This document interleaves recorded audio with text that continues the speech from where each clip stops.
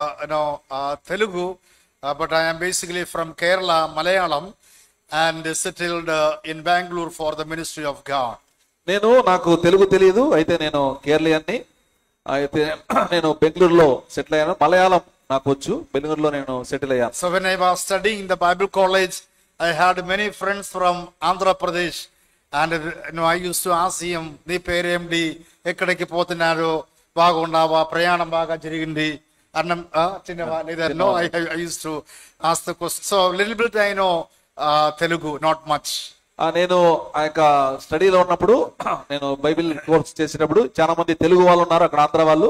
వారు తిన్నావా, బాగున్నావా అని వారు మాట్లాడటము నేను ఇక్కడ వా అక్కడ పో లేదా. No, I know a little bit about that, and so that I can understand little bit, not much. ఎక్కువ లేదు కానీ కొద్దిగా మాత్రము ఇక్కడ పో అక్కడ రా అనే విషయాలు కొద్దిగా మాత్రం నాకు తెలుసు అంతే. And I thank the Lord for the privilege that God has given to us to be in His presence. దేవుని యొక్క సన్నిధిలో దేవుడు నాకు ఇచ్చిన ఈ యొక్క ప్రశస్తమైన సమయాన్ని బట్టి నేను దేవుని ఎంతగానో స్తుతిస్తున్నాను. And whenever we come to the presence of God, as we know that we have the word of God which is written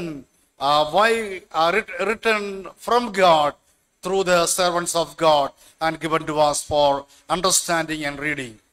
ఇక మంచి మనమందరము కలిసి ఈ విధంగా ఆ యొక్క దేవుని సేవకులు రాసిన వాక్యాన్ని మనము ధ్యానించడం, వాళ్ళకి చదవడం, పంచుకోవడం ఎంతో ఆనందకరమైన ధన్యత అని నేను భావిస్తున్నాను. And especially always when I open up the Bible and when I think about the Bible, I do believe, and even I say that it is not just a book, but it is the revelation of God which is given to us. అయితే నేను Bible వాక్యం చదివినప్పుడు గానీ, ఎప్పుడైనా చూసినప్పుడు గానీ, ఇది okay పుస్తకం మాత్రం కాదు గానీ దేవుని యొక్క ప్రత్యక్షత మనకందరికీ అందించబడింది. It is the guidelines of our Christian lives. Guideline. ఇవన్నీ మనకు ఈ యొక్క క్రైస్తవ జీవితాన్ని జీవించడానికి కొన్ని ఆదేశాలు మనకు రాయబడినాయి. What we supposed to do, what we supposed not to do, everything is there in the word of God. మనం ఏమి చేయాలి, ఏమి చేయకూడదు అనే విషయం, అన్ని విషయాలు ఈ యొక్క దేవుని వాక్యంలో ఉన్నాయి. This is the unique book which has been given by the Lord to the human being. మనకు మానవులకి ఈ యొక్క పుస్తకము, ఈ యొక్క బైబిల్ అనేది చాలా ప్రత్యేకమైన పుస్తకము, దేవుని ద్వారా మనకు అందించబడింది. We cannot say that I have complete the Bible, I have finished the Bible, because never even anyone can complete Bible because this is the word of God. మనము అనుకుంటాం బైబిల్ని పూర్తి చేశాను, నేను బాగా పూర్తి చేశాను అనుకుంటాం, కానీ మానవులుగా మనం ఈ యొక్క బైబిల్ని ఏ మాత్రము పూర్తిగా చదవలేము, సంపూర్ణంగా మనం జీర్ణించుకోలేము. So this evening we are going to be blessed by reading and hearing the word of God. మనము ఈ యొక్క సాయంత్రం వేళ మనమందరం ఈ యొక్క వాక్యాన్ని ధ్యానించడం ద్వారా మనం ఆశీర్వాదాలు పొందుతున్నాం. We read the last book of the Bible, book of Revelation, chapter 1, verse number 3. When you read, if you read this word of God, and if you hear the word of God, and if you do the word of God, you are going to be blessed. ఇక్కడ ప్రకటన గ్రంథము 1వ అధ్యాయం 3వ వచనం రాయించినట్లు, ఈ ప్రవచన వాక్యములు చదువువాడును వాటిని విని అందులో వ్రాయబడిన సంగతులు గైకొను వారందరూ ధన్యులు అని వ్రాయబడి ఉంది. So we all are going to be blessed because we are going to read, we are going to hear the word of God, and also we have to do the word of God in our lives. మనమందరము దేవుని చేత ఆశీర్వదింపబడిన వారము. ఎందుకంటే మనము దేవుని వాక్యాన్ని చదువుతున్నాము, ఇప్పుడు వింటున్నాము, తర్వాత దేవుని వాక్యాన్ని గైకొనబోతున్నాం కనుక. So for today's our short meditation, I would like to turn your Bibles to the book of Ezra. ఈ రోజు మీకు కొద్దిగా చెప్పాలనుకుంటున్నాను. ఎజ్రా గ్రంథంలో నుండి కొన్ని విషయాలు మీతో ధ్యానిద్దాం అనుకుంటున్నాను. I know that there is a little sound from outside. We don't need to care about that, but just I will start with a question, asking a question to you. మీరు బయట కొద్దిగా శబ్దాలు వస్తున్నాయి, దాని గురించి ఏమి పట్టించుకోద్దండి. అయితే ఒక్క ప్రశ్న ద్వారా నేను దీన్ని ప్రారంభించాలనుకుంటున్నాను. And when I told you that we are going to consider the book of Ezra today. Ezra, book of Ezra. ఈ రోజు మనము ఎజ్రా పుస్తకం గురించి ధ్యానించాలని అనుకుంటున్నాను. And just I want to ask a question that who is this Ezra? ఒక ప్రశ్న మీకు అడుగుతున్నా, ఎవరు ఈ ఎజ్రా అంటే ఎవరు? And this is a Bible study so that you can also, put your word.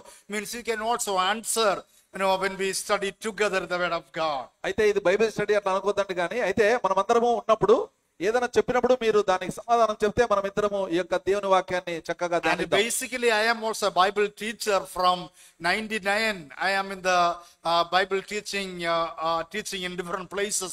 So just I want to ask the question: what do you know about the Ezra? అయ్యగారు కూడా బైబిల్ టీచర్ గా పనిచేస్తున్నారు 1999వ సంవత్సరం నుండి. కాబట్టి నేను మీకు కొన్ని క్వశ్చన్స్ అడుగుతున్నాను, ఎవరు ఈ ఎజ్రా అంటే? So who will tell from a sister's side or brother's side? What do you know about Ezra? ఈ సోదరుల నుంచి ఎవరైనా చెప్తారా, లేకుంటే సోదరుల నుంచి చెప్తారా ఎవరు ఎజ్రా అంటే? So we can give chance to the sister's side. What do you know about Ezra? Sastry. Shastri, yeah. Yes. That's great. Yeah. Ezra was a Shastri. Otherwise, Ezra was a scribe. Scribe. Yes. Yeah. Scribe. So that's fine. That's good. Do you have any other things than what they said? ఏమన్నా వేరే విషయాలు వాళ్ళు చెప్పిన దానికంటే వేరే విషయాలు ఏమన్నా చెప్తారా? From ఎవరు చెప్తారా? He said prophet. He's saying prophet? Prophet, ప్రవక్త. Of course. Spiritually he was a prophet, but he is not prophet, he was a priest. That's what we understand. అయితే ఆధ్యాత్మికంగా ఆయన ప్రవక్త అనవచ్చు, కానీ నిజంగానే చెప్పాలంటే యాజకుడు అనవచ్చు. See, if I preach the word of God, I am a prophet, right? నేను వాక్యాన్ని చెప్తే నేను ప్రవక్త. In such a way he was a prophet. ఆ విషయంగా చూసినట్లయితే ఆయన ప్రవక్త. But he was a scribe, means the man who was writing the word of God, and also he was the priest, and he was one of the leader of the Israel. అయితే ఆయన scribe అనగా శాస్త్రి అనవచ్చు, ఎందుకంటే దేవుని వాక్యాన్ని రాసేవాడుగా ఉన్నాడు. అలాగే ఆయన యాజకుడుగా ఉన్నాడు. అంత మాత్రమే కాదు, ఆయన ఇశ్రాయేల్ వాళ్ళకి నాయకుడుగా కూడా ఉన్నాడు. And when we talk about Ezra, we could understand one of the very significant things about him. అయితే మనము ఎజ్రా గురించి ధ్యానించినట్లయితే ఆయన గురించి ఎన్నో ప్రాముఖ్యమైన విషయాలు మనం చూస్తాం. That I want to just tell you, because he was the man who put together all the Old Testament. Means he was the man who made the canon of the Old Testament. అయితే ఆ వ్యక్తి ఎవరంటే ఈ యొక్క పాత నిబంధన గ్రంథాన్ని మొత్తం అంతా క్రోడీకరించిన వ్యక్తి ఎజ్రా అని మనం చెప్పవచ్చు. Okay, I will ask the question: how many books are there in the Old Testament? ఎన్ని ఉన్నాయి పాత నిబంధనలో, ఎన్ని పుస్తకాలు ఉన్నాయి చెప్పండి? 39. But when we talk about the Hebrew people, they did not have 39 book.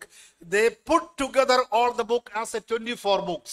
అయితే మనం 39 అనుకుంటున్నాం కదా, వాళ్ళకి 39 పుస్తకాలు లేవు, కానీ అవన్నీ కలిపితే 24 పుస్తకాలు అవుతాయి. So Hebrew people, see, in their Bible, in Hebrew Bible, Yes. they do not have 39, but they have 24 books.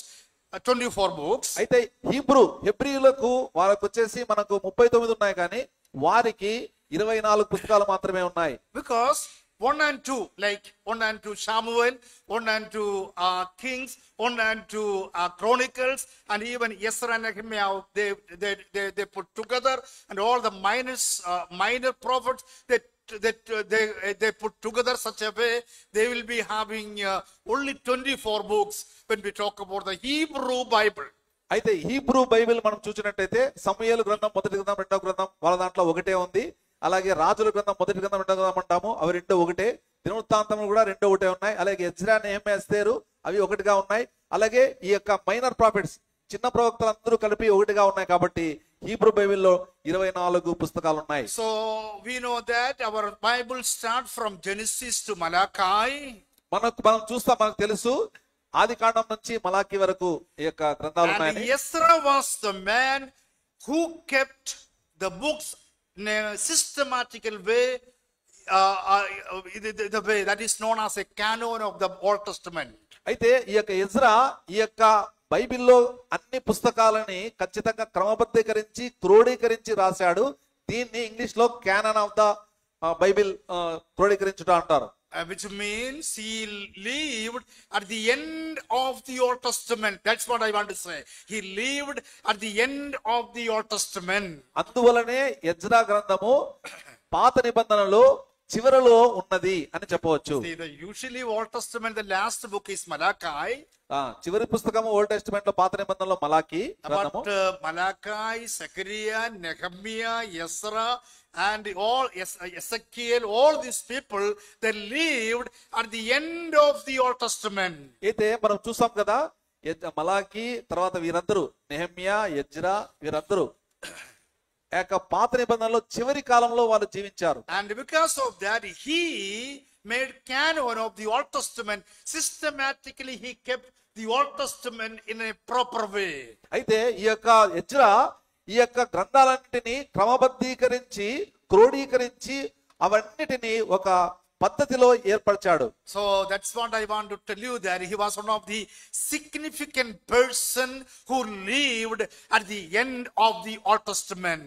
అయితే పాత నిబంధనలో చివరగా జీవించిన వ్యక్తి ఎవరయ్యా అంటే ఎజ్రా మాత్రమే. అందుకనే ఆయన గురించి ఎన్నో ప్రత్యేకతలు ఉన్నాయి. After the Malachi or after the Ezra, we know that around 400 years there was nothing revelation from God. అయితే ఎజ్రా తర్వాత మలాకి తర్వాత ఇక సమాప్తమయ్యి 400 సంవత్సరాలు దేవుని నుండి ఏ ప్రత్యక్షత లేకుండా నిశ్శబ్దంగా ఉన్నది కాలం. Otherwise we can say that in between Malachi and Matthew there was a silent years. It is known as a dark age. It was around 400 years. అయితే మనకు ఈ యొక్క మలాకి గ్రంథము నుండి మత్తయి సువార్త వరకు మనం చూసినట్టయితే అది అక్కడ దేవుడి నుంచి ప్రత్యక్షత లేదు, కానీ ఆ 400 సంవత్సరాలు నిశ్శబ్ద కాలంగా ఉంది. So Ezra was one of the significant person who lived at the end of the Old Testament. ఈ ఎజ్రా అనే వ్యక్తి ఎంతో ప్రత్యేక వ్యక్తిగా ఉన్నాడు. ఈ యొక్క పాత నిబంధన కాలంలో జీవించిన వ్యక్తిగా. As we know that when we study about the Israel, they have gone through three captivities. అయితే ఇజ్రాయెల్ నుంచి మనం ధ్యానిస్తే మనం వారు ముగ్గురు ఇజ్రాయెల్ 3 చెరలోకి వెళ్ళినట్లు మనం చూస్తాం. And in the time of the the end time, the Assyrians, okay, Assyrians came and they have taken to the captivity. అయితే ఈ యొక్క చివరి సమయంలో అష్షూరీయులు వచ్చి ఇజ్రాయెల్ని ఆ చెరలోకి తీసుకెళ్లారు. And that we read in 2 Kings chapter 17 verses 7 to 8. రాజుల 2వ గ్రంథము 17వ అధ్యాయము. We don't need to read. అయితే చదవాల్సిన అవసరం లేదు. ఆ విషయాలు రాజు 2వ గ్రంథము 17వ అధ్యాయంలో ఉన్నాయి. And the second time Babylonians, see Nebuchadnezzar, he came and they came and taken them to the captivity. రెండవదిగా నెబుకద్నెజరు వచ్చి వారినందరిని ఆ యొక్క చెరలోకి తీసుకువెళ్ళాడు బబులోను రాజ్యానికి. And that we know that Daniel and even many other people, they have gone to the Babylon because of the captivity. అయితే మనకు తెలుసు దానియేలు అలాగే మిగతా చాలా మంది ఈ యొక్క బబులోనికి చెరలోనికి కొనిపోబడ్డారు. And also the Persian people, they came and they have taken these people captive. They have taken these people to captivity. That is also BC 539. So 3 kinds of captivity we see in the Old Testament. BC 539 సంవత్సరంలో పారసీకులు వచ్చి తర్వాత వీరందరినీ ఈ యొక్క చెరలోనికి తీసుకువెళ్లారు. See, when we understand why they have gone through the captivity, మనము వీటిని అర్థం చేసుకునేటట్లయితే ఎందుకు వారు చెరలోనికి తీసుకుపోబడ్డారు. they supposed to read and live according to the word of God. అయితే వారు దేవుని వాక్యానికి తగినట్టుగా చదివి జీవించవలసి ఉన్నది. When they start to move out of the word of God, when they love the things of this world, God has made them to go through the captivities in Assyria, Babylon and Persia. అయితే వారు దేవుని వాక్యాన్ని ఏమాత్రము వారు దాన్ని ధ్యానించక దాన్ని చదవక వారు ఈ లోక భోగాలను వారు అనుసరించారు కాబట్టి వారు 3 చెరల్లో కొనబడ్డారు. అవే మొదటిది అష్షూరియ చెర, తర్వాత బబులోను చెర, అలాగే పారసీకుల చెర.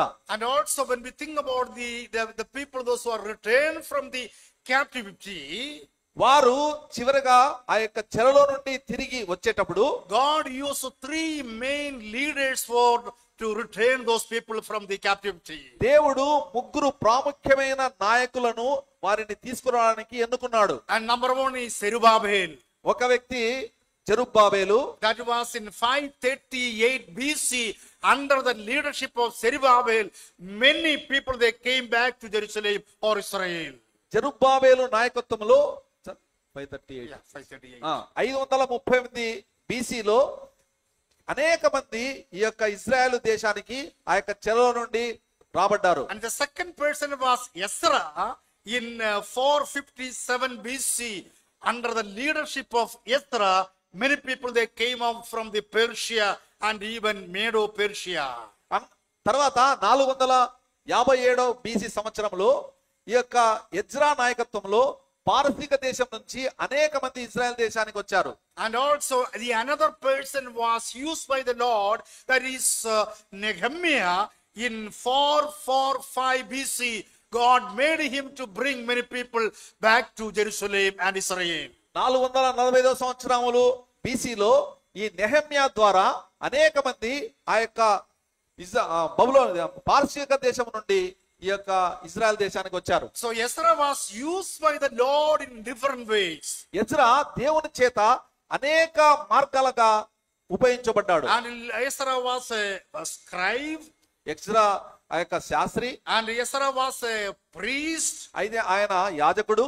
And he declared the fasting among the Jerusalem or Jewish people. Fasting prayer. Okay. He made the fasting prayer. ఆయన ఏది చేశాడు, అందరికీ ఉపవాసం ఉండమని చెప్పి వారికి బోధించాడు. And he has commanded the priest to be in a proper way. ఆయన ఆ యొక్క రాజును కూడా చక్కగా ఆజ్ఞాపించి నడిపించాడు. And he called and said to the people, especially the people those who have taken the wife from another people, means like Gentiles, and he challenged them to leave them and come back. అయితే ఆయన వాళ్ళందరినీ ఒక సవాలు విసిరాడు. ఏదంటే మీరు వేరే జాతుల వారిని తీసుకొని వచ్చి వారు పెళ్లి చేసుకున్నారు కదా, వారిని వదిలేయాలని కూడా ఆయన సవాలు విసిరాడు. And he read the word of God before the people of Israel, and all the people they have seen how he was reading the word of God. ఆ వాక్యము ఎజ్రా వాక్యం చదివిన తర్వాత ఇశ్రాయేల్ ప్రజలందరూ విని ఎలా చదువుతున్నాడో విని వారు ఆశ్చర్యపోయారు. The wall of Jerusalem was dedicated by Ezra. Ezra ద్వారా ఈ యొక్క యెరూషలేములో ఉన్న ప్రజలందరూ అంకిత భావంతో వారు దేవునికి లొంగిపోయారు. He was such a wonderful and great person for the glory of God. ఆయన ఎజ్రా అనే వ్యక్తి ఎంత అద్భుతమైన వ్యక్తి అంటే ఆయన దేవుని చేత ఎంతో గొప్పగా వాడబడిన వ్యక్తిగా మనం చూస్తాం. And please turn to chapter 7 and verse number 6. మనము Chapter 7. 7వ అధ్యాయము Ezra chapter 7 verse number 6. 7వ అధ్యాయము 6వ వచనం మనము చూసినట్లయితే Can you please read chapter 7 verse number 6? 7వ అధ్యాయము 6వ వచనము కొద్దిగా చదువుతారా?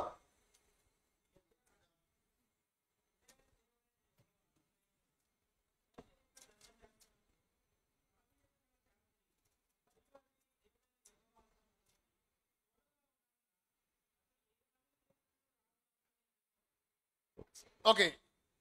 Chapter 7 verse number 9. 9వ వచనం.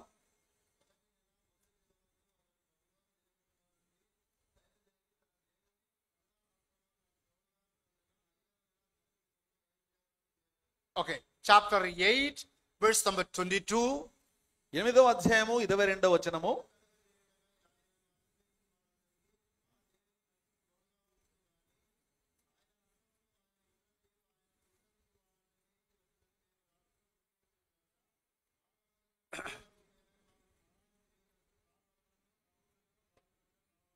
Okay.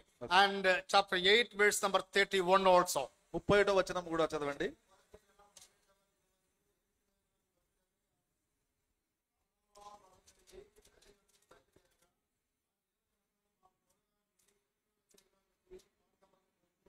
Okay, enough. See, when you read all these passages, మనము ఈ యొక్క వాక్యమంతా చదివిన తర్వాత one word, otherwise one sentence is repeatedly we read there. మనం ఇక్కడ ఒక పదము లేక ఒక వాక్యము మాటి మాటికి వస్తుంది. ఏది From the beginning I told that I will be asking the question, right? మొదట్లోనే మీకు ఈ యొక్క ప్రశ్న So, అడిగాను చూసారా? which wording was or which sentence was repeatingly? The saying తోడుగా, తోడుగా, Toduga means విత్ గాడ్, దేవుని God. the hands of the Lord was with them, right? దేవుని హస్తము ఉంది కదా అక్కడ. Yes, see, when you read, see verse number 6 of chapter 7 and 9, chapter 8, verse 22 and 31, there all we read that the hand of the Lord was with him. ఇక్కడ మనము 7వ అధ్యాయము 6వ వచనము, అలాగే 9వ వచనము, 8వ అధ్యాయం 1వ వచనము, తర్వాత 8వ అధ్యాయము 22, తర్వాత 31 చదివినట్టయితే ఇక్కడ దేవుని హస్తము వారికి తోడుగా ఉన్నందున. See, when God was used Ezra, దేవుడు ఎజ్రాను ఉపయోగించుకున్నప్పుడు, and really we understand that the hand of the Lord was with him and in his life. in his life, With him and his life. okay. The hand of the Lord was with him and in his life. మనము చూసినట్టయితే దేవుని హస్తము ఎజ్రాకు తోడుగా ఉంది, తర్వాత అతని జీవితంలో కూడా ఉంది. See, that is very, very important to understand. అయితే ఆ విషయము మనము చాలా ప్రాముఖ్యమైన విషయం మనం అర్థం చేసుకోవడానికి. If you want to live in this world, ఈ యొక్క ప్రపంచంలో, లోకంలో మనము జీవించాలంటే we need to have the hands of God in our lives. మన జీవితాలలో దేవుని హస్తం మనకు తోడుగా ఉండాలి. And without the hands of God, it's very hard for us to live in this world. దేవుని హస్తము మన చేతి తోడుగా లేకపోతే మనము ఈ లోకము నుండి వెడలిపోవలసి వస్తుంది. But there we read that, see, the hands of God was Ezra all the time. ఇక్కడ మనము ఈ యొక్క వాక్య భాగాల్లో చూసినట్టయితే దేవుని హస్తము ఎజ్రాకు ఎల్లప్పుడూ తోడుగా ఉన్నది. So just we enter into the message. Before that, I want to tell you that we need the hands of God in our lives all the times. మనం ఈ యొక్క ప్రసంగం వెళ్ళేకి ముందు మీకు ఒకటి చెప్తున్నాను. మనము దేవుని యొక్క హస్తాన్ని మన జీవితాల్లో వదిలి ఉండకూడదు. Two things I want to talk about Ezra. 2 విషయాలు ఎజ్రా గురించి మాట్లాడదలుచుకున్నాను. Number one, I want to talk about the mind or the attitude of Ezra. ఒక విషయము ఎజ్రా యొక్క ప్రవర్తన గురించి లేక మనసు గురించి మాట్లాడదలుచుకున్నాను. And the second one, I want to talk about the prayer of Ezra. రెండవది ఎజ్రా యొక్క ప్రార్థన గురించి. And I told you that there are a lot of characteristics, many characters we understand when we study about Ezra. మనం ఎజ్రాను మనము ధ్యానించినట్లయితే ఎన్నో గుణ లక్షణాలను మనము అర్థం చేసుకుంటాము. And all the things I don't have time to share today. అయితే అన్ని విషయాలు మన ధ్యానించడానికి సమయం లేదు కానీ, so therefore we will be considering two things. Number one, we will be understanding, we will be studying about the mind or the attitude of Ezra and also the prayer of Ezra. అయితే 2 విషయాలు ధ్యానించాలనుకుంటున్నాం. ఒకటి ఆ యొక్క Ezra యొక్క దృక్పథం లేదా ప్రవర్తన, లేదా ఎజ్రా యొక్క మనస్సు గురించి ధ్యానించాలనుకుంటున్నాం. And please we will consider chapter 7 and verse number 10. Verse 10. 7వ అధ్యాయము 10వ వచనము మనం ఒకసారి Please read one more time. Chapter 7 and verse number 10. 7వ అధ్యాయము 10వ వచనం ఒకసారి చదవండి.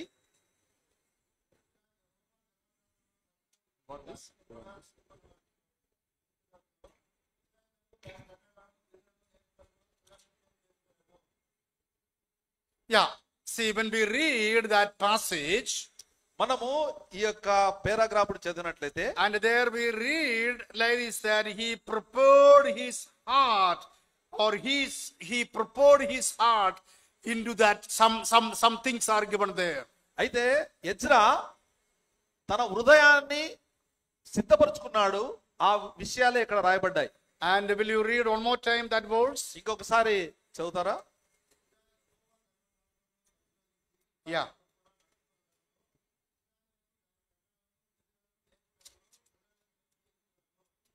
Yes, see, there we read very clearly that, see, verse number 10, it says that he was always with him. And number 1, there we read that he was the man who was seeking the law. మనము ఇక్కడ 7వ అధ్యాయం 10వ వచనం చదివినట్టయితే మనం అక్కడ చూస్తాము ఏదంటే, ఆయన దేవుని కొరకు ఎదురు చూచేవాడుగా చూస్తాం. And Ezra had set his heart to study the Lord, study the law of the Lord. Ezra దేవుడి యొక్క అంటే ఇశ్రాయేలీయులకు నేర్చుకోవడానికి So ఆయన దృఢ మనసు చేసుకున్నాడు. he set his heart for something. ఆయన తన హృదయాన్ని దృఢంగా చేసుకున్నాడు ఒక విషయం కొరకు. Otherwise, he had a mind, he had an attitude, he had a desire to do something. అయితే లేకపోతే అతని యొక్క మనస్సు గాని అతని యొక్క దృక్పథము గాని అతని యొక్క కోరిక గాని ఏదో చేయాలని ఉంది. See, there we read that he set his mind to seek the word of the Lord. ఆయన దృఢ నిశ్చయం చేసుకున్నాడు, ఎందుకంటే యెహోవా ధర్మశాస్త్రమును పరిశోధించాలని. So he was the man who was studying or who was understanding, who was seeking the word of God. ఈయన ఆ యొక్క దేవుని వాక్యాన్ని చదివేవాడుగా అలాగే ధ్యానించేవాడుగా అర్థం చేసుకునే దాని కొరకు ఆయన దృఢ నిశ్చయం చేసుకున్నాడు. As we know that when we come to Acts chapter 17 and verse number 11, అపొస్తలుల కార్యములు 17వ అధ్యాయము 11వ వచనం మనం చూసినట్టయితే, and there we read about a wonderful church. అక్కడ మనము ఒక అద్భుతమైన సంఘాన్ని మనం అక్కడ చూస్తాం. And there we read about the church of Bereans. అక్కడ బెరియా సంఘము వారి గురించి చూస్తాం. And also there we read that the Bereans were not like the Thessalonians. The Bereans, they always used to search the word of God, understand the word of God. వీరు దెస్సలోనికైన వారి కంటే ఘనులై ఉండి వారు ఆసక్తితో వాక్యమును అంగీకరించేవారుగా ధ్యానించేవారుగా మనం చూస్తాం. When a person preaches the word of God into the Bereans church, the church of Berea, ఎవరైనా ఒక వ్యక్తి వెళ్ళి బెరియా సంఘానికి వెళ్ళి ప్రసంగము చేస్తే, and they never just listen and practice. వారు ఊరికే వారు విని వారు అభ్యసించరు. Do you know what they do? వారు ఏం చేస్తారు తెలుసా? And if someone preaches, కొంతమంది ప్రసంగిస్తే, and they will examine, they will check what they are preaching in the word of God. వారు ఏది చెప్పారో అని పరీక్షించి వారు దాన్ని తనిఖీ చేస్తారు, వారు ఏది చెప్పేది కరెక్టా కాదా అని. That was the speciality of the church of Berea. Beriah యొక్క సంఘం యొక్క ప్రత్యేకత అదే. See, when we talk about Ezra, Ezra గురించి మనం మాట్లాడితే, and he was the man who used to seek the word of God. ఈ యొక్క వ్యక్తి ఎవరయ్యా అంటే ఆయన దేవుని యొక్క వాక్యాన్ని పరిశోధించేవాడుగా ఉన్నాడు. Seeking the word of God, reading the word of God, understanding the word of God is very, very important.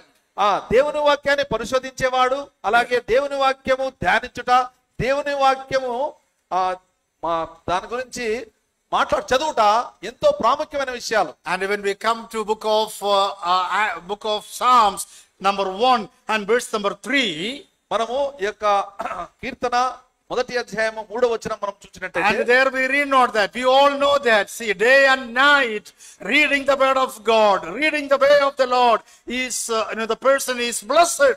And when you read the word of God day and night, we are going to be blessed. అక్కడ కీర్తనలు 1వ అధ్యాయము 3వ వచనంలో రాయబడినది చూసినట్టయితే, అతడు నీటి కాలువల యొర నాటబడినదే ఆకువాడక తన కాలమందు ఫలమిచ్చు చెట్టు వలె ఉండును, అతను చేయదంతయు సఫలమగును, ఎవరు దివారాత్రములు దానిని ధ్యానించువాడు. Yes, see, there we read about a tree which is near to the river.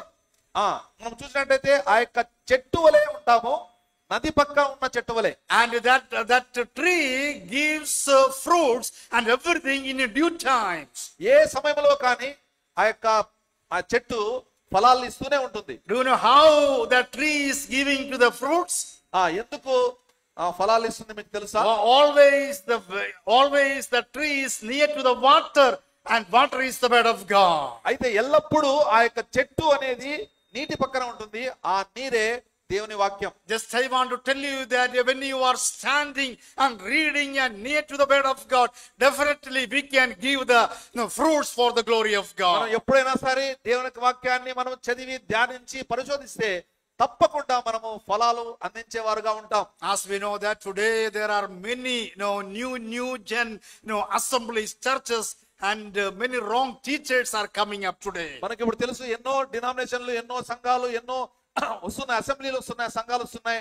కానీ and the main problem is they are not understanding the word of God. అయితే ప్రాముఖ్యమైన ఇదేమంటే వారు దేవుని వాక్యాన్ని సరిగ్గా అర్థం చేసుకోవడం లేదు. And even they are not studying the word of God. వారు దేవుని వాక్యాన్ని సరిగ్గా ధ్యానించడం లేదు. And they take from there and hear some words and they say, this is right. Such a way, lot of false teachers are coming up. అయితే అక్కడి నుంచి ఇక్కడి నుంచి ఏదో తీసుకొని ఏదేదో వాక్యం చెప్పేవారు మనకు ఎంతో మంది ఎదురవుతున్నారు. But you and I, we need to read the word of God, seek the word of God. మనము నువ్వు నేను దేవుని వాక్యాన్ని చదవాలి, దేవుని వాక్యాన్ని పరిశోధించాలి. See, the word of God and the will of God and the ways of God are very important. మనకు దేవుని యొక్క వాక్యము గాని, దేవుని యొక్క చిత్తము గాని, దేవుని యొక్క ఉద్దేశాలు గాని ఎంతో ప్రాముఖ్యమైనవిగా ఉండాలి. If you want to know the ways of God, నీవు దేవుని యొక్క చిత్తాన్ని తెలుసుకోవాలంటే, you need to know the will of God. నువ్వు దేవుని చిత్తాన్ని ఉద్దేశాలను And తెలుసుకోవాలంటే, if you want to know the will of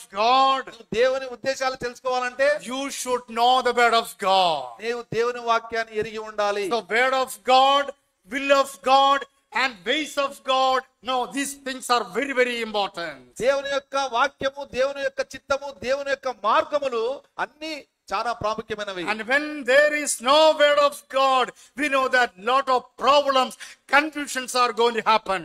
దేవుని వాక్యాన్ని మనం ఎరగనట్లయితే ఎన్నో కష్టాలు, ఎన్నో సమస్యలు మనకు వస్తాయి.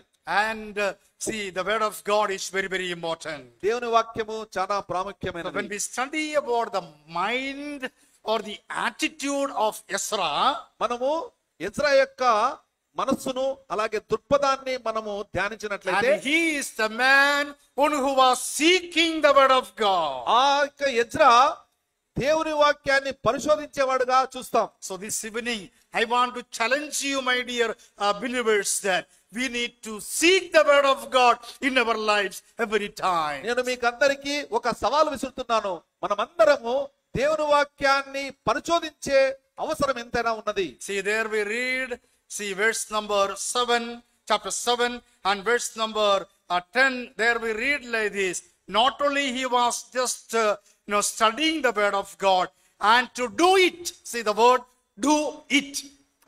ఇజ్రా 7వ అధ్యాయం 10వ అధ్యాయంలో చూసినట్టయితే ఎజ్రా యెహోవా ధర్మశాస్త్రమును పరిశోధించడం మాత్రమే కాకుండా ఆ కట్టడలను ధ్యానించి నడుచుకోవాలని do it. That is very, very important. Do it అంటే నడుచుకునుట అనేది చాలా ప్రాముఖ్యమైన విషయం. See, this is not, the word of God is not just for reading. ఈ యొక్క దేవుని వాక్యం చదవడానికి మాత్రమే కాదు. I will tell you, one of my Bible teacher, he used to tell me, he used to tell like this. One Bible teacher, he used to tell like this. Ladies. No, one Bible teacher, he used to tell like this. నా ఒక Bible బోధకుడు ఈ విధంగా తెలియజేస్తున్నారు. He used to say that don't read the Bible. Sir, don't read the Bible. ఆయన చెప్పేవాడు నువ్వు Bible చదవద్దు అసలుకి అని చెప్పేవాడు. Then we asked, sir, what are you telling? You are telling that don't read the Bible. ఏం sir మీరు ఇలా చెప్తున్నారు, మీరు వాక్యం చదవద్దని చెప్తున్నారా? But he said no, don't read the Bible. ఆయన చెప్తున్నాడు చదవద్దండి, అసలు బైబిలే చదవద్దండి. Then again we asked them, sir, why you are telling don't read the Bible? ఎందుకు సార్ మీరు బైబిల్ చదవద్దని ఎందుకు చెప్తున్నారో మేము అడుగుతున్నాం. Then he used to say like this. ఆయన ఈ విధంగా చెప్పాడు. See, for reading you have newspaper. For reading you have newspaper. మీరు చదివితే అది వార్తాపత్రిక మాదిరి ఉంటుంది. For reading you have many other things, many other books. చదవడానికి ఎన్నో పుస్తకాలు ఉన్నాయి. But Bible is not just for reading. అయితే బైబిల్ అనేది చదవడానికి మాత్రమే కాదు. Bible is for meditating. Bible ధ్యానించడానికి. And Bible is to do the things what is there in our lives. మన జీవితాల్లో దేవుని వాక్యం చెప్పినది చేయడానికి ఆ బైబిల్ వాక్యం ఉంది. And we all are happy to read the word of God. మనం దేవుని వాక్యాన్ని చదవడానికి ఎంతో సంతోషిస్తాం. But what about how we are, not only just reading, what about our lives? Are we really doing the word of God? అయితే మన జీవితాల్లో ఊరికే చదవడం మాత్రమే కాదు, మన జీవితంలో దాన్ని ధ్యానించి నడుచుకుంటే ఎలా ఉంటుంది? See, when we talk about Hanok, Enoch గురించి మనము అనుకుంటే, and we know that he was the man who was walking with the Lord. ఆయన ఎవరు? దేవునితో నడిచిన వాడు. Do you think that he was holding the hands of God and walked? మీరు అనుకుంటున్నారా ఆ యొక్క దేవుని యొక్క చేతిని పట్టుకొని నడుచుకుంటున్నాడా Lord అనుకుంటున్నారా? was standing near and he was walking, both of them were walking like this. ఇద్దరు చేతులు పట్టుకొని నడుచుకుంటూ వెళ్తున్నారు అనుకుంటున్నారా? Someday we may think like that.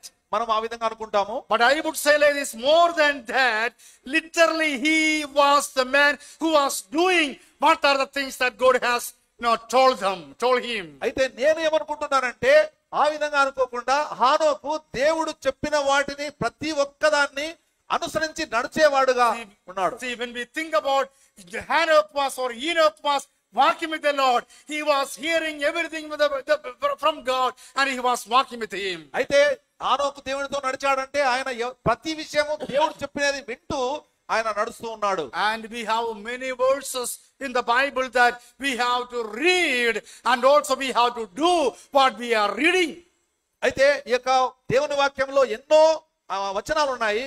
మనము దేవుని వాక్యాన్ని ధ్యానించడం మాత్రమే కాదు, చదవడం మాత్రమే కాదు, దాన్ని అనుసరించి నడుచుకోవాలి. When we come to Deuteronomy chapter 8 and verse number 1, ద్వితీయోపదేశకాండం 8వ అధ్యాయము 1వ వచనం మనం and చూసినట్లయితే, even Joshua chapter 1 and verse number 7, యెహోషువ 1వ అధ్యాయము 7వ వచనం చూసినట్లయితే, all these places we know that not only just reading but we need to do the word of God. ఈ యొక్క అన్ని ప్రదేశాల్లో మీరు వాక్యం మాత్రమే చదవడం మాత్రమే కాదు, దాని ప్రకారం అనుసరించి నడుచుకోవాలి. And reading should make us to do the things in our lives. మన జీవితాల్లో ఆ యొక్క చదువు అనేది ఎలా ఉండాలంటే ఆ చదువు వల్ల మనం అనుసరించి నడిచేవారుగా ఉండాలి. So the doing the word of God is very, very, very important. దేవుని అనుసరించి నడుచుకోవాలి అనేది చాలా ప్రాముఖ్యమైన So విషయం. the Ezra, he was the man not only just reading the word of God, seeking the word of God, he was the man who was doing what the things there in the word of God. యెజ్రా అనే ఈ వ్యక్తి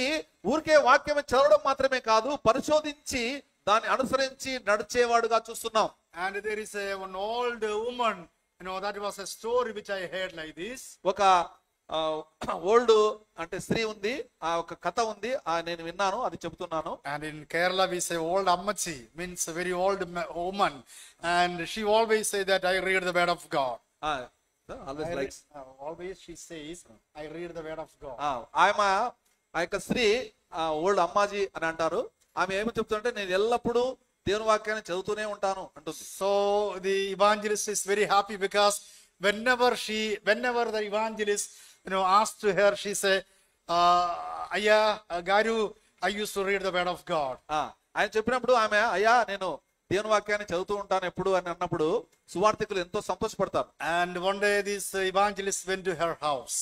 ఒక సువార్థికుడు వారికి ఆమె ఇంటికి వెళ్ళారు. And he was there for some time. And that day evangelist did not take the Bible and he came to her house. అయితే Bible తీసుకుపోలేదు ఆ యొక్క సువార్థికుడు, ఏవో అవి విషయాలు మాట్లాడారు. And then while talking, he said, the evangelist said, Amma, please bring your Bible. అయితే మాట్లాడుతున్నాడు, అమ్మా నీ యొక్క ఆ యొక్క దేవుని బైబిల్ తీసుకురామ్మా అని అడిగాడు. And this Amma said, okay, I will bring the Bible. నేను దేవుని వాక్యాన్ని తీసుకొస్తా అంటే బైబిల్ తీసుకొస్తాను. And she started to go inside. She went inside. ఆమె లోపలికి వెళ్ళింది. And she started to look the Bible there and here. ఆమె లోపల పోయి బైబిల్ ని వెతకడం మొదలుపెట్టింది. Then the evangelist said, Amma, you bring the Bible. Just you just bring the Bible. Just I want to read something. అయితే చెప్పాడు, ఆ యొక్క బైబిల్ తీసుకురామ్మా, నేను కొంచెం చదివి వాక్యం చదవాలి. Then this Amma said, Karu, evangelist, you be there. Just I will make on tea and give you, and then I will bring the Bible. అయితే కొద్దిగా ఉంటారా మీరు, నేను వెళ్ళి కొంచెం టీ తీసుకొని వచ్చి మళ్ళీ నేను వాక్యం. And then she went inside and she was looking there and here and all. అయితే ఆమె He went inside, she was looking there and here. ఆమె లోపల వెళ్ళి అక్కడ ఇక్కడ వెతుకుతాంది. And she was looking under the cot. ఆ తర్వాత మంచం కింద చూసింది. And she was looking kitchen side. ఆ యొక్క వంటగది దగ్గర చూసింది. And she was looking many other places. ఎన్నో ప్రదేశాల్లో ఆడాడ చూసింది. And she was not able to find the Bible. అయితే ఆమె బైబిల్ ని కనుగొనలేదు. Again the evangelist says, Amma, bring the Bible because I want to read. ఈ సువార్థికుడు చెప్తున్నా, అమ్మా తీసుకురామ్మా, త్వరగా బైబిల్ తీసుకురా, చదువుతాను నేను. You know what this Amma did? She went and made a beautiful, very nicely a coffee with a steel glass, so that very hot. He will have the that coffee and అయితే అమ్మ అందులోపల మంచి steel glass లో coffee తీసుకొని వచ్చి ఆ బాగా అతనికి ఇచ్చి బాగా తాగు అని And చెప్తాను. suddenly again she was looking everywhere, where is the Bible? అయితే మళ్ళా చూస్తాను ఎక్కడుంది బైబిల్ అని మళ్ళా ఇది మొదలు పెట్టింది. And after 30 minutes, అయితే 20 minutes 30, 30 minutes 30 సంవత్సరాల నెల and she brought a Bible from somewhere. ఎక్కడో బైబిల్ ఆమెకు దొరికింది. And she was just, left everything and kept clean everything and came and given to him. అయితే ఆమె బైబిల్ దుమ్ము దులిపి అది తీసుకొచ్చి ఇచ్చింది. And the evangelist, she opened the Bible. ఆమె బైబిల్ ఓపెన్ చేశాడు. And suddenly the specs, fell down there. అయితే ఆ యొక్క కంఠద్దాలు కింద పడిపోయినాయి. So inside the Bible there was the specs. అయితే బైబిల్లో ఆమె కంఠద్దాలు ఉన్నాయి. And when the specs was outside, అయితే ఎప్పుడైతే కంఠద్దాలు పడిపోయాయో then she said like this. ఆమె Then she said like this. ఆమె ఈ విధంగా చెబుతోంది. My dear pastor or my dear evangelist, last 6 months I was searching this specs, but today I found it. Okay You didn't get? Get God God Last 6 months I was searching on my specs. Now only I got it. అయితే చెప్తాను సువార్తకు రావాలని ఎంతో సంతోషపడుతున్నాను. గత 6 నెలల నుంచి ఈ యొక్క కంఠద్దాలు ఎక్కడా దొరకలేదు, ఇప్పుడు నేను కనుగొన్నాను అని చెప్తున్నాను. So what she was telling, every day I was reading the Bible. ఆమె ఏమని చెప్తుంది? ప్రతిరోజు నేను దేవుని వాక్యాన్ని చెబుతానని చెప్తుంది. Every time she said that I used to read the word of God. నేను ఎప్పుడూ దేవుని యొక్క వాక్యాన్ని చదివేదాన్ని అని చెప్తుంది. And now she is telling that last 6 months I could not see my specs, which means she was not at all reading. అయితే ఆమె ఏం చెప్తుంది? గత 6 నెలల నుంచి నాకు కంఠద్దాలు దొరకలేదంటే దాని అర్థం ఏమి? ఆమె అసలు బైబిల్ చదవడమే లేదని. So there are some people like that, not here in Kerala.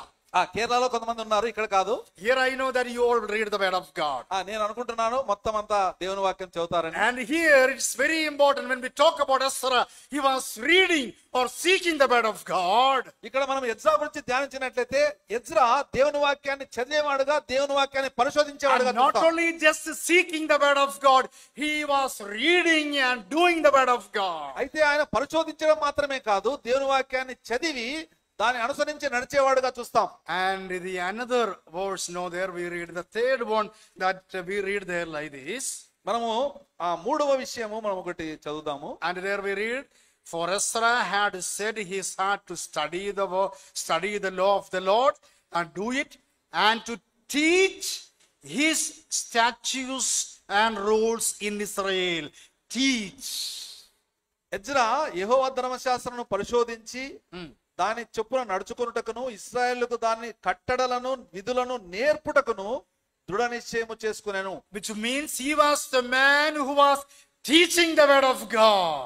ఆయన ఎవరయ్యా అంటే దేవుని వాక్యాన్ని వారికి నేర్పించేవాడుగా చూస్తాం. Number one, he was the man who was reading the word of God. మొట్టమొదటిగా ఎజ్రా దేవుని వాక్యాన్ని చదివేవాడుగా. Second one, he was the man who is reading the word of God. రెండవదిగా దేవుని వాక్యాన్ని doing the word of God. దేవుని వాక్యాన్ని అనుసరించేవాడుగా. And third one, he was the man who was teaching the word of God. మూడవదిగా ఆ యొక్క దేవుని వాక్యాన్ని నేర్పించేవాడుగా చూస్తాం. We know that when we read the word of God in many places, Deuteronomy chapter 6 verse number 7.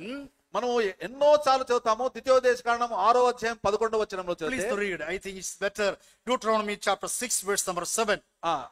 ద్వితీయోపదేశకాండము 6వ అధ్యాయం 11వ వచనం చదవండి One of you దయచేసి. please read. Yeah.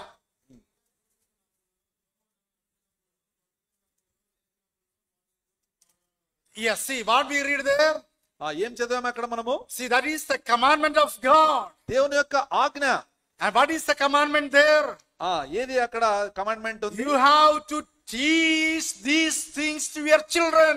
నీ యొక్క కుమారులకును కుమార్తెలకును వీటన్నిటిని నేర్పాలి. And if you are not going to teach the word of God to your children, నీవు వాళ్ళకి నేర్పడం మాత్రమే కాదు, they will go away from the presence of God. మీరు వారిని ఆ దేవుని సన్నిధిలోకి తీసుకుని వెళ్ళాలి. So you and I, it is our responsibility to teach the word of God. మన యొక్క నీకు నాకు ఉన్న బాధ్యత ఏదంటే మనము దేవుని వాక్యాన్ని నేర్పించాలి. In the New Testament, there are many Bible references. 2 Timothy chapter 4 verse number 2 there, Apostle Paul was telling to Timothy, you have to teach the word of God. ఎన్నో వాక్య భాగాలు ఉన్నాయి కానీ 2వ తిమోతి రాసిన 2వ పత్రిక 4వ అధ్యాయం 2వ వచనంలో పౌలు తిమోతికి నువ్వు దేవుని వాక్యాన్ని నేర్పాలని చెప్తున్నాడు. Even what Jesus said to the disciples, యేసు ప్రభువు కూడా శిష్యులకు ఏం చెప్పాడు? we know that the last chapter of Matthew 28 verse number 19, there we read that you go and make disciples.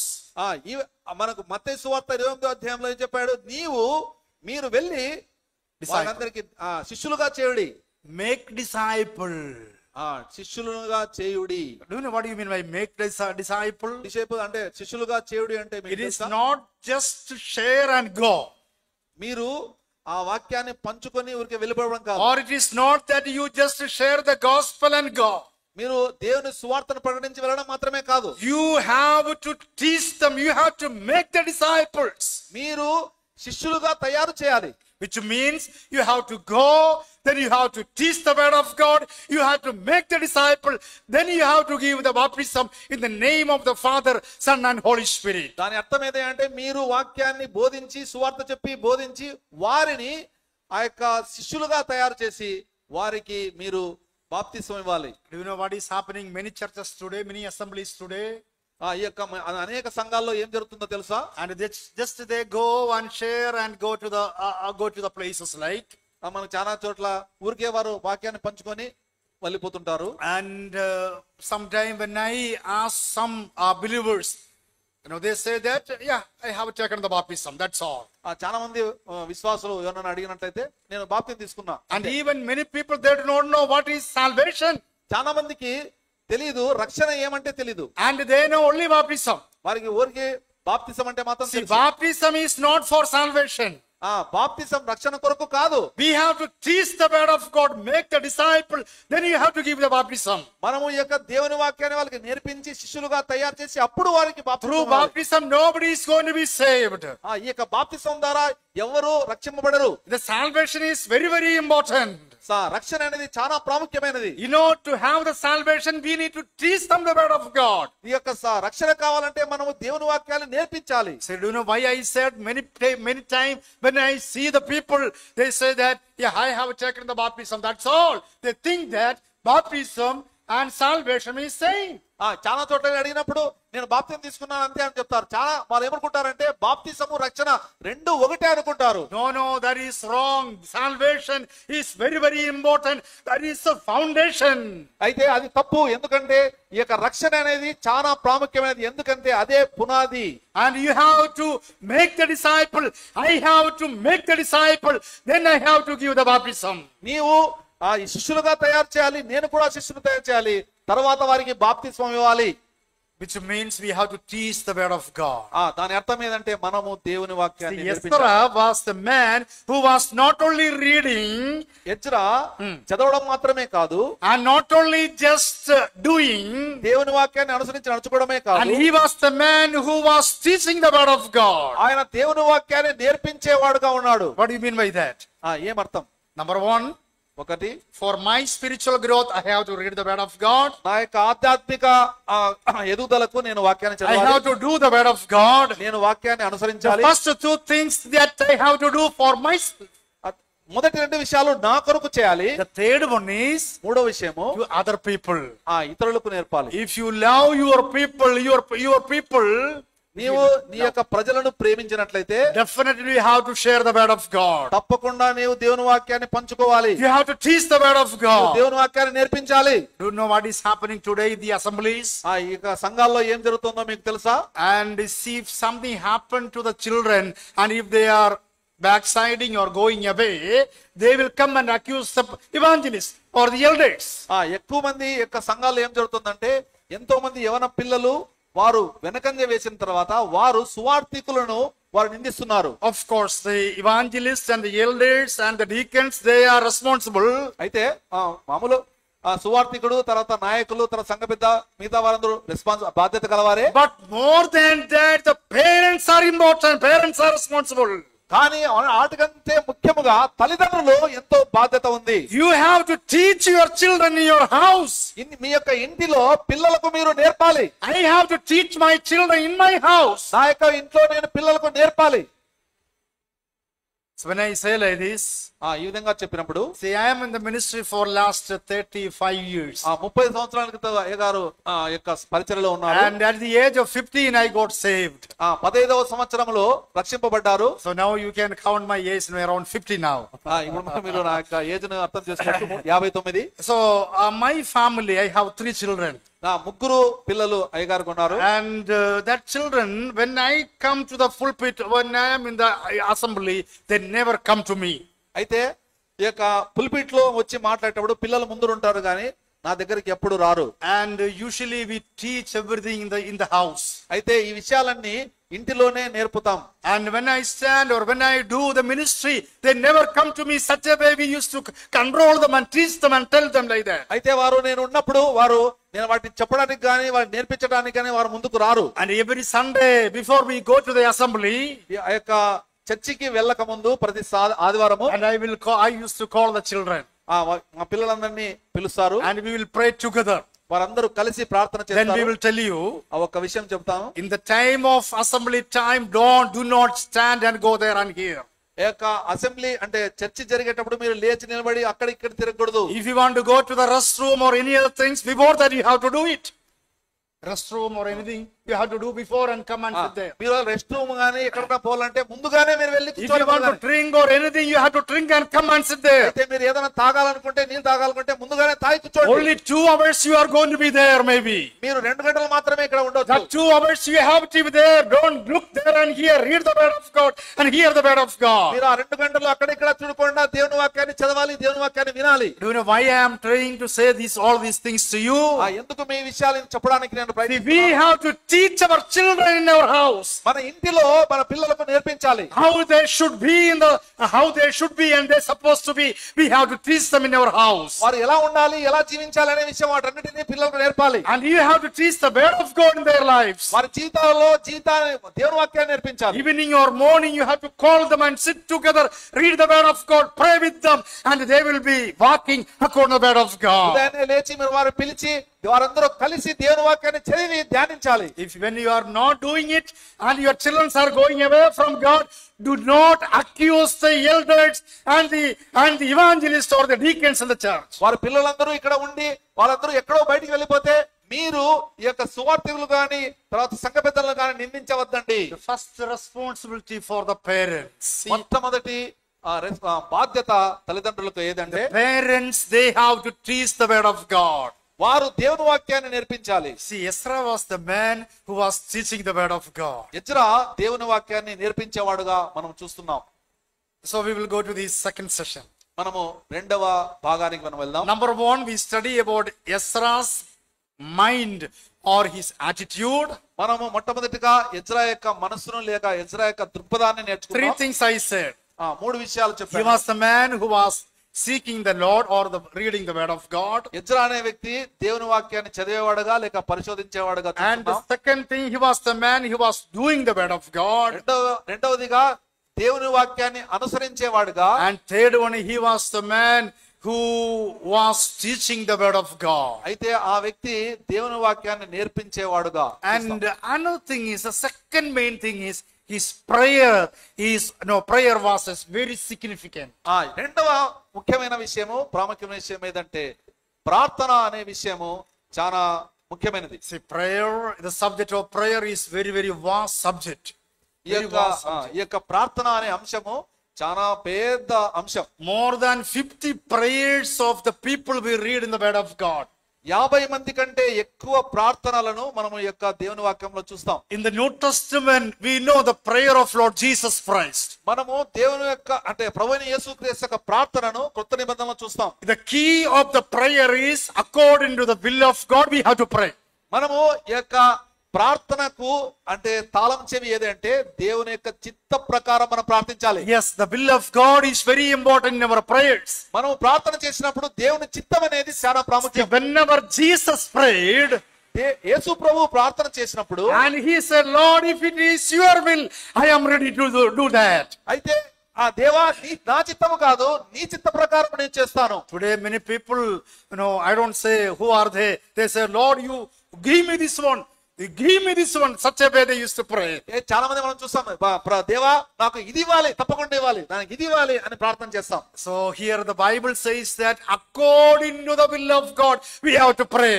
ఇక్కడ వాక్యం ఏమి చెబుతుందంటే దేవుని యొక్క చిత్త ప్రకారం మనం ప్రార్థించాలి. I have a lot of illustrations, but one I say there was in Kerala, I know one evangelist. He's a pastor of the church, and he doesn't have the house. He prayed for the house. అయితే ఒక కేరళలో ఒక pastor గురించి evangelist ఉన్నాడు. ఆయన ఒక ఇంటి కొరకు ప్రార్థించాడు. He was crying and praying for a beautiful house, big house. ఇంటి కోసం, Very big house. Big house, no? Very big house. He wants house. Yeah. For that he was praying. Yes. Yeah. ఇంటి కోసము, ఒక మంచి పేద ఇంటి కోసం అతను ప్రార్థిస్తూనే ఉన్నాడు, ఏడుస్తూనే ఉన్నాడు, ప్రార్థిస్తున్నాడు. And whenever he see the people, he say that please pray for me. I need a big house, very beautiful house. ఎవరైనా ప్రజల్ని చూసినప్పుడు నా కోసం ప్రార్థించండి, నాకు పేద ఇల్లు కావాలి, అందమైన ఇల్లు కావాలి అని అడిగేవాడు. And even I also prayed for him. అయితే అయ్యగారు కూడా ఆయన కోసం ప్రార్థించారు. And after some time his son went to Dubai. వారి కుమారుడు దుబాయ్కి వెళ్ళాడు. And they got a lot of money. అక్కడ డబ్బులు సంపాదించాడు. And he made a beautiful house with 3 crores. 3 కోట్లతో ఒక అందమైన ఇల్లు కట్టించాడు. So beautiful house. చాలా అందమైన ఇల్లు. And very beautifully he made with 3 crores. 3 కోట్లతో ఆ ఇల్లు కట్టించాడు. Then later తర్వాత I have seen him. తర్వాత అయ్యగారు అతన్ని చూశాడు. కొద్ది రోజుల తర్వాత I asked him, brother, the pastor or evangelist, how is your life and how is your house and everything? అయితే నేను అయ్యగారు అడిగారు, ఎట్లుంది మీ యొక్క ఇల్లు, ఎట్లుంది మీ యొక్క జీవితం ఎలా ఉంది? You know what he was telling? ఆయన ఈ విధంగా చెప్తున్నాడు, brother, I am not able to leave that house. Whenever I go there, I don't want to sleep. Means I am not getting sleep in that house. అయితే ఆయన ఏం చెప్తున్నట్టు, అయ్యా నాకు ఆ ఇంటిలో వెళితే నాకు ఏ మాత్రము జీవించలేకపోతున్నాను, ఎందుకంటే నాకు నిద్ర రావడం లేదు ఆ ఇంటిలో. Do you know why I said like this? ఎందుకు అలా? See, when you want to ask anything to the Lord, ask anything to the Lord according to the will of God. ఎందుకు చెప్తున్నా అంటే దేవుణ్ణి మీరు ఏదైనా అడిగినప్పుడు దేవుని చిత్త ప్రకారం అడగాలి. And if you ask big house, God will give big house, no problem. మీరు పెద్ద ఇల్లు అడిగితే దేవుడు తప్పకుండా ఇస్తాడు, అదేమి కష్టమేం కాదు. If you ask elephant, God will give the elephant. మీరు ఏనుగు అడిగితే కూడా ఏనుగు మీకు ఇచ్చేస్తాడు. And everything God can give you. అయితే ఏదైనా దేవుడు ఇస్తాడు. But that is not going to be used for you. అయితే అది నీకు ఉపయోగపడదు. But when you ask anything to the Lord, you have to ask according to the will of God. దేవుని ఏది అడిగినప్పటికీ దేవుని చిత్త ప్రకారం మాత్రమే అడగాలి. So the will of God is the key of the prayer. ఈ యొక్క ప్రార్థనకు తాళపు చెవి ఏదంటే దేవుని చిత్తము. So when we study about the prayer of Ezra, మనము ఎజ్రా యొక్క ప్రార్థన గురించి ధ్యానించినట్లయితే, and chapter 9, please come to chapter 9 verse number 5. Ezra 9వ అధ్యాయము 5. 5వ వచనము చదవండి.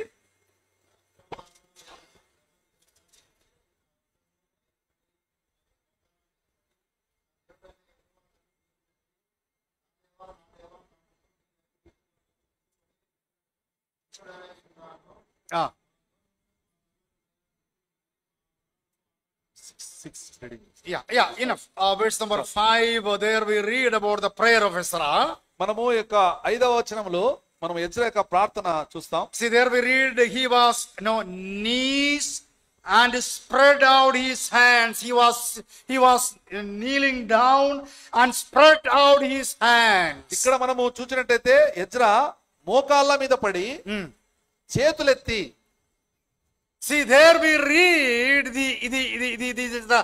the submission of Ezra in his prayer. ఇక్కడ మనం చూసినట్టయితే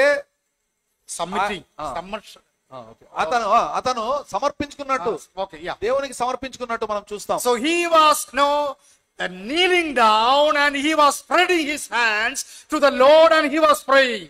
అయితే ఆయన ప్రార్థించేటప్పుడు మోకాళ్ళ మీద పడి దేవుడైన యెహోవా తట్టు చేతులు చాపి. So the submission of Ezra we read in his prayer. ఈ యొక్క ప్రార్థనలో ఎజ్రా యొక్క సమర్పణ మనము చూస్తున్నాం. That is very, very important in our prayer. మనం ప్రార్థించినప్పుడు అది చాలా ప్రాముఖ్యమైన I am not telling that you have to kneel down and spread your hands and pray. అయితే నువ్వు ఇక్కడ మోకాల్లోని చేతులు చాపి ప్రార్థించమని కాదు. If you like to pray, you can pray like this, no problem. మీరు ఈ విధంగా ప్రార్థన చేయాలని మీకు ఇష్టమైతే ఇట్లా చేయండి, ఏం But the main thing is అయితే ముఖ్యమైన విషయం ఏదంటే yielding yourself, submitting yourself, giving yourself. That is very important. మీరు దేవునికి సంపూర్ణంగా సమర్పించుకోవడము, తర్వాత దేవునికి ఇష్ట ప్రకారము జీవించడం. God is not going to look at the action that you are praying. దేవుడు మీ యొక్క చర్యను ఎలా చేస్తున్నారు అనేది చూడడం లేదు. God is not going to look your hands that you are spreading or not spreading. దేవుడు ఈ యొక్క మీరు చేతులు చాపేయడం కానీ అతను చూడడం లేదు. God is not going to look to that you are kneeling down or standing or sitting and praying. దేవుడు నువ్వు కూర్చున్నావా, మోకాలు కూర్చున్నావా, నిలబడ్డావా, కూర్చున్నావా అని చూడడం But లేదు. He looks your hearts, how you are praying. అయితే దేవుడు నీ యొక్క హృదయాలను చూస్తున్నాడు, నువ్వు ఎలా ప్రార్థిస్తున్నావు. And He looks your hearts, that how you are submitting and praying to the Lord. That is very, very నువ్వు important. ప్రార్థించేటప్పుడు, దేవునికి ప్రార్థించేటప్పుడు ఏ విధంగా నీ యొక్క హృదయంలో ఆయనకు సమర్పించుకొని ప్రార్థిస్తున్నావా లేదా అని So చూస్తున్నాడు. in our prayer, we need to submit ourselves and pray. మీరు ప్రార్థించేటప్పుడు మనల్ని మనము ఆయనకు సంపూర్ణంగా సమర్పించుకొని See, ప్రార్థించాలి. that was the prayer of Ezra. అది ఆ యొక్క ఎజ్రా ప్రార్థన. And the second things that we read like this, మనము రెండో విషయం ఇక్కడ చూస్తే and he was confessing his sins. ఆయన తన పాపాన్ని ఒప్పుకుంటున్నాడు. And he was telling the Lord, if I have done anything, if these people have done anything, please forgive. అయితే ఆయన ఏమని చెప్తున్నా అంటే, దేవా నేను చేసిన పాపాన్ని వారేదైనా పాపం చేసింటే దయతో క్షమించమని అడుగుతున్నాడు. And if you are not confessing మీరు పాపాలు ఒప్పుకోనట్లయితే and coming to the pulpit or any other place and pray, spreading your hands, మీరు ఇక పులిపిటికి వచ్చి లేక వేరే ప్రదేశానికి వెళ్ళి మీరు చేతులెత్తి ప్రార్థించినా కూడా, and with a big voice, if you are going to pray, మీరు పేద ఎలుగెత్తి గొప్ప శబ్దంతో ప్రార్థించినాను, God is not going to hear you and I. నిన్ను నీ యొక్క ప్రార్థన నా ప్రార్థన If ఆయన there is something in my heart, it's something in your hearts. దేవుడు నీ యొక్క హృదయంలో ఏముంది, నా హృదయంలో ఏముంది చూస్తున్నాడు. If there is any sin in my life and in your lives, నా యొక్క జీవితంలో కానీ నీ జీవితంలో కానీ పాపం ఉంటే you have to confess to the Lord. నీవు దేవుని ఎదుట ఒప్పుకోవాలి. Then you have to pray. నీవు ప్రార్థించేటప్పుడు Then God is going to hear. Then God is going to hear. అప్పుడు దేవుడు ప్రార్థన వింటాడు. Confessing when you are praying is very, very important. మీరు ప్రార్థించేటప్పుడు మీ యొక్క పాపాలు ఒప్పుకోవడము చాలా ప్రాముఖ్యమైన So విషయం. number one, in his prayer, he yielded or submitted. మొట్టమొదట ఎజ్రా ప్రార్థనలో ఆయన సంపూర్ణంగా సమర్పించుకున్నాడు. And number two, in his prayer, he confessed what are the things that was there, means all the sins. రెండో విషయం మనం చూసినట్టయితే ఆయన పాపాలను, అక్కడున్న పాపాలన్నింటినీ ఒప్పుకున్నాడు. And the third one that we read in chapter 10, verse number 1. మూడవదిగా మనం చూసినట్టయితే 10వ అధ్యాయము 1వ వచనం. Please read chapter 10, verse number 1. 1వ వచనము చదవండి దయచేసి. Yeah.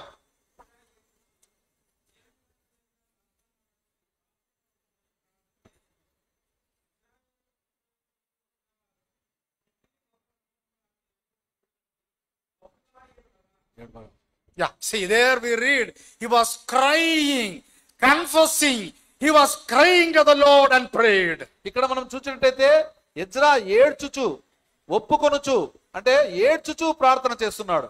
When we talk about that passage, మనము ఆ యొక్క ప్యాసేజ్ మనం చూసినట్టయితే he was praying very seriously.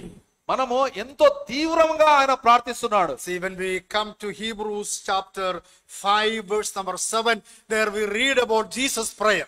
మనము 5వ అధ్యాయం హెబ్రీయులకు రాసిన పత్రిక 5వ అధ్యాయం 7వ వచనం చూసినట్టయితే Please read that. ప్రభువైన యేసుక్రీస్తు యొక్క ప్రార్థన మనం చూస్తాం. 5:7 హెబ్రీయులకు రాసిన పత్రిక 5వ అధ్యాయం 7వ వచనం. Yeah.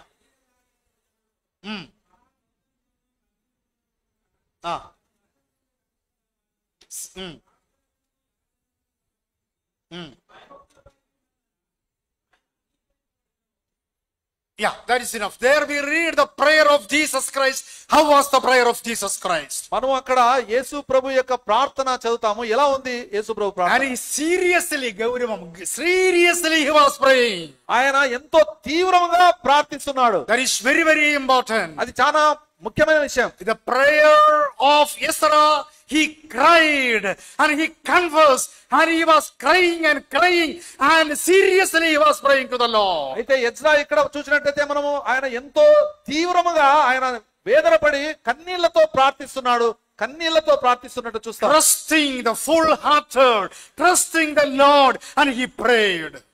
Trusting. దేవుని మీద విశ్వాసం ఉంచి, సంపూర్ణ విశ్వాసం ఉంచి ఆయన ప్రార్థిస్తున్నాడు. And trusting the Lord means putting himself to everything into the hands of God. Trusting అనే విశ్వాసం ఉంచడం అంటే నీ యొక్క విషయాన్ని మొత్తము దేవుని చేతిలో ఉంచడం. So his prayer was so serious. ఆ యొక్క ప్రార్థన ఎంతో తీవ్రముగా ఉంది. Number one, మొట్టమొదటిగా he submitted and prayed. ఆయన తను తాను సమర్పించుకొని ప్రార్థించాడు. Number two, రెండవదిగా he confessed and prayed. పాపాలు ఒప్పుకొని ప్రార్థించాడు. And third one is, మూడో విషయము, and he seriously prayed. ఆయన ఎంతో తీవ్రముగా కన్నీళ్లతో ప్రార్థిస్తున్నాడు. See, when we study about the life of Ezra, మనము ఈ యొక్క ఎజ్రా జీవితాన్ని ధ్యానించినట్లయితే, because of his prayer, ఆయన ఎజ్రా ప్రార్థన ద్వారా, and we come to know that he could he could lead many people to the Lord from heathen understandings. మనము ఈ విషయాలు ఏమని తెలుసుకుంటామంటే అనేక మందిని దేవుణ్ణి తెలుసుకోవడానికి ఎజ్రా తోడ్పడ్డాడని మనం తెలుసుకుంటాం. And he became one of the great leader at the end of the Old Testament.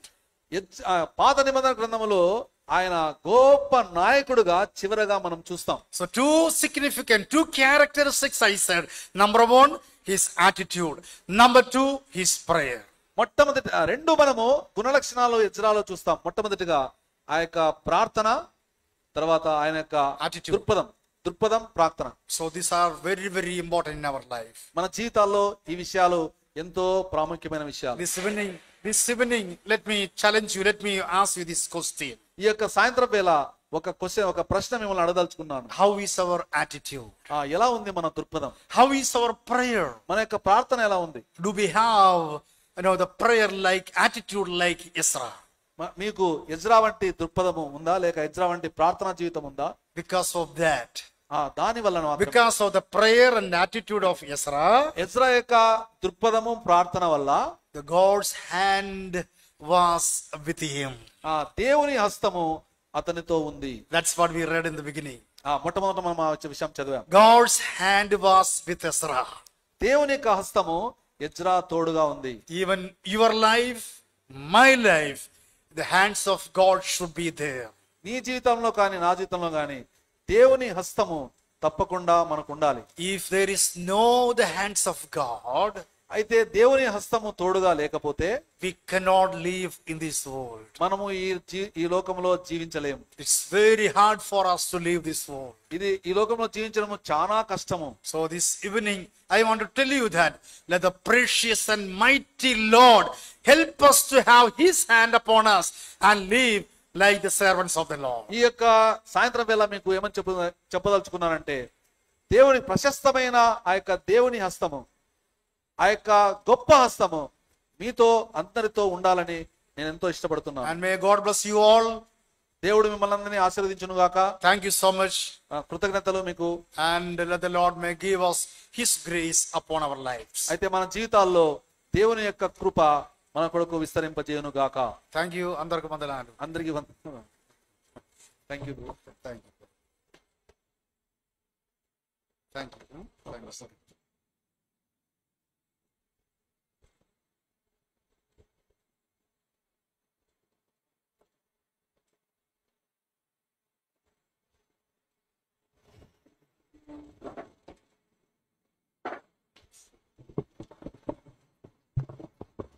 మంచిది ప్రియులారా, సాయంకాలం వేళ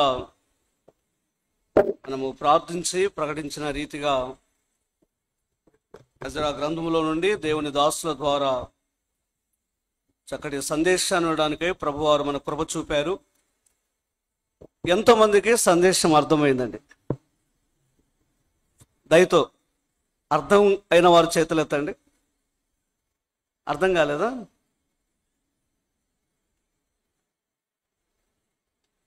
ప్రియులరా, దేవుని హస్తం మనకు తోడుగా ఉండాలంటే 3 అనుభవాలు విన్నాం. ఒకటి 7వ అధ్యాయం 5వ వచనములో మనం వింటూ వచ్చాం. 9వ అధ్యాయములో మనం విన్నాం. 10వ అధ్యాయంలో విన్నాం. ఒక సెకండ్ మనల్ని మనం ప్రశ్నించుకుందాం, దేవుని తోడు మనకుందా? రెండవదిగా, మొట్టమొదటిగా పేరెంట్స్ టీచర్స్ అని విన్నాం. ఇది ప్రాముఖ్యమైన విషయం. పెద్దలను, సువార్థికులను, పరిచారకులను నిందించకూడదు, కానీ మన పిల్లల భవిష్యత్తు కొరకై వారి ఆత్మీయ జీవితానికి తల్లిదండ్రులే నేర్పించేవారుగా ఉండాలి. అది చాలా ప్రాముఖ్యమైన విషయం, ఇంపార్టెంట్. ఈ విషయాన్ని మనం మనసులో పెట్టుకుందాం. Thank you so much brother for your encouragement message and good thoughts. Brother Sundaraju కూడా చక్కగా తర్జుమా చేశారు. ఇద్దరికీ మా ప్రత్యేకమైన వందనాలు. Thank you brother. వెత్తబడిన వాక్యం మన హృదయాలలో ప్రభు కార్యం చేయటకై ఇద్దరు సోదరులు క్లుప్తదాయకమైన ప్రార్థన చేస్తారు. దీర్ఘ ప్రార్థన కాదు, క్లుప్తదాయకమైన ప్రార్థన చేస్తారు. కొద్దిగా ఆలస్యమైంది, ప్రభువును బట్టి మేము 5 నిమిషాలు ఆలస్యంగా ప్రారంభించాము. 6:30 అంటే 6:35కి దయతో ప్రభువును బట్టి క్షమించండి. ఉదయకాలము 9:30 గంటలకే ప్రారంభించబడుతుంది ఆరాధన. రేపటి వేళ 2 సెషన్లు ఉంటాయి. బైబిల్ క్విజ్ కూడా ఆది కాండములో ఉంటుంది. స్థానిక సంఘానికి రేపు ఇక్కడే ప్రేమ విందు కూడా ఉంటుంది. ఈ సాయంకాలం ఏర్పాటు చేయలేకపోయాం. ప్రభును బట్టి మీరు ప్రేమించి అర్థం చేసుకోగలరని, ఎందుకంటే మీరు దేవుని పిల్లలు కాబట్టి అర్థం చేసుకోగలరని మేము విశ్వసిస్తున్నాం. మరి సమయంలో మిడిగేస్లో పరిచర్యలో ఉన్న దేవుని సేవకుడు సహోదరుడు జాన్, అలాగే జీవి చౌదరి అన్న క్లుప్తదాయకమైన ప్రార్థన చేస్తారు. దయతో ముందుకొచ్చి వారికి మైక్ ఇవ్వండి, ప్రార్థన చేస్తారు. ప్రార్థన ముగించిన తర్వాత మనం తిరిగి వెళదాం. రేపు ఉదయకాలం కోసమే సిద్ధపడండి.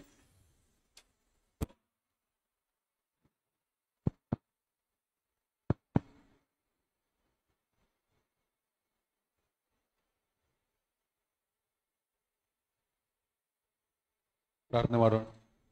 ಇನ್ನು ಮುಚ್ಚಿಕೊಳ್ಳುವುದಾದರೆ ನಾವು ಪ್ರಾರ್ಥನೆ ಮಾಡಿಕೊಳ್ಳೋಣ.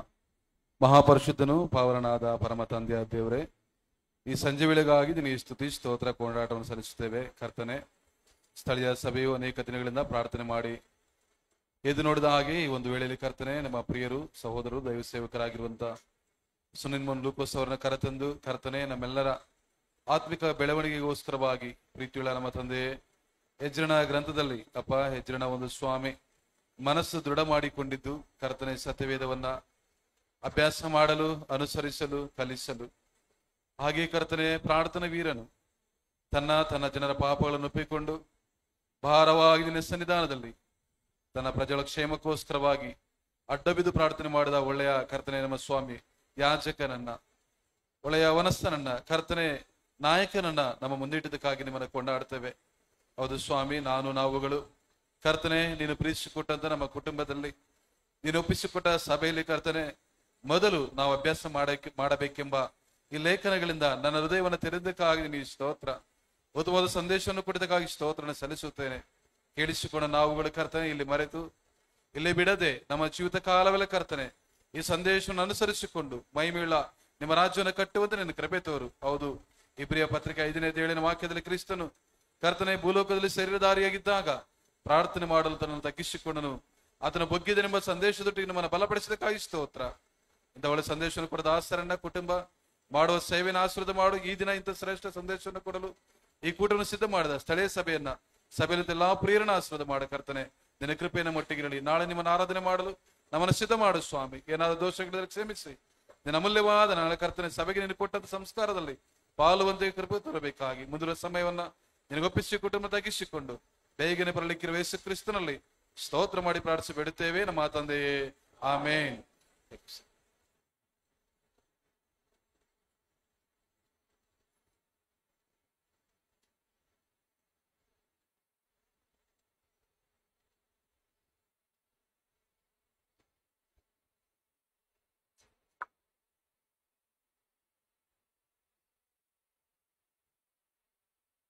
ఈ పరలోకమందున్న మహాపరిశుద్ధుడా, నమ్మకమైన రాజా, గొప్ప నా తండ్రి, ఈ యొక్క సాయంకాల సమయంలో ప్రభా నీ కృప చేత నీ భాగ్యం చేత తండ్రి నాయన ఈ ఆభరణంలో చేరి ప్రభా నీ మందిరంలో తండ్రి ప్రభా నీ బిడ్డలందరూ కూడా తండ్రి నీ మహిమలో నీ కృపలో నీ ఆదరణలో తండ్రి నీ రెక్కల చాటున దాచుకొని అయ్యా తండ్రి వాక్యాన్ని అద్భుతమైన రీతిలో తండ్రి ప్రభా వింటుండగా అన్నగారు తండ్రి ఇంగ్లీష్లో తెలుగులో తండ్రి తర్జుమా చేస్తూ అద్భుతమైన తండ్రి వాక్యాన్ని బయలుపరుస్తున్న దేవా, అయ్యా నా తండ్రి నా దేవా, ఇజ్రా గురించి తండ్రి ఇచ్చిన భాగ్యాన్ని బట్టి వందనాలు చెల్లించుకుంటున్నాను. ఇజ్రాలో తండ్రి ప్రభా ఎంతో తండ్రి నాయన పరిశుద్ధుడా తండ్రి నీ వైపు చూస్తూ నీ ఆదరణలో తండ్రి నీ యొక్క తండ్రి కృపలో నీ మహిమలో నీ మహాప్రేమలో తండ్రి వారు ఆరాధించారు, గణపరిచారు, నిన్ను ఆరాధించారు, నిన్ను తండ్రి ప్రభా ప్రేమించారు. ప్రభా నీకు స్తోత్రాలు. అయ్యా తండ్రి నాయన ఎంతో తండ్రి ప్రభా బిడ్డల కోసం చెప్పారు తండ్రి.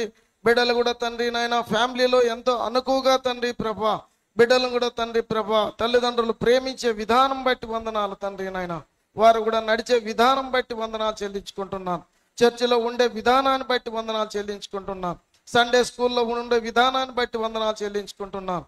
అయ్యా తండ్రి నాయన ఈ ఫ్యామిలీలందరూ కూడా పేరు పేరున దీవించి ఆశ్రయిస్తూ నీ కృప చూపుతూ ఉజ్జింప చేస్తూ శాంతి సమాధానం ఇస్తూ అన్న తండ్రి ప్రభా కేరళ నుండి ఇక్కడ వచ్చినప్పటికి కూడా తండ్రి వాక్యాన్ని ఎంతో గొప్పగా బయలుపరిచిన దేవానికి స్తోత్రాలు చెల్లించుకుంటున్నాం.